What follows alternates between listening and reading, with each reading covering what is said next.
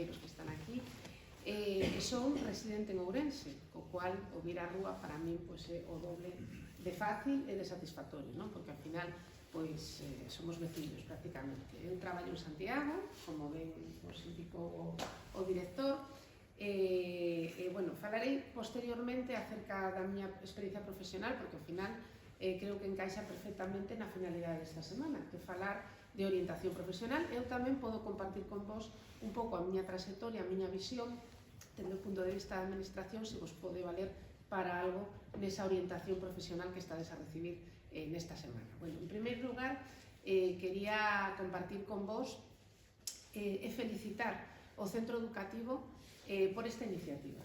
É moi importante, realmente moi importante, que aos rapaces, as rapazas da vosa idade, que estades xa, bueno, casi rematando, ainda que estedes algúns todavía en cuarto da ESO, sí que estades xa a piques de rematar esa primeira parte da vosa andaina educativa.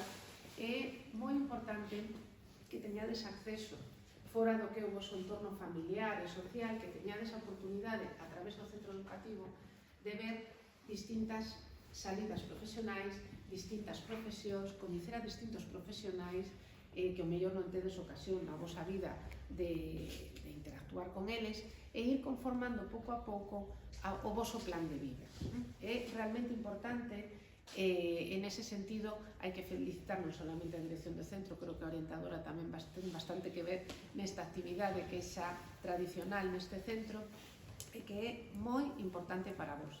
Tan importante que se faga neste centro, casi como abandeirados, porque levades moitos anos facendo, que tamén se está desenvolvendo noutros centros educativos, en outras áreas. De feito, dende a Consellería estamos promocionando este ano o desenvolvemento de feiras educativas ou mostras, digamos, educativas que teñen a mesma finalidade.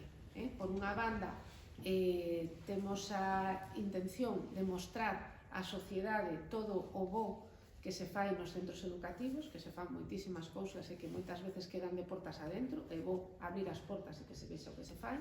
E, por outra parte, mostrar a oferta educativa que temos no sistema educativo galego, que é moita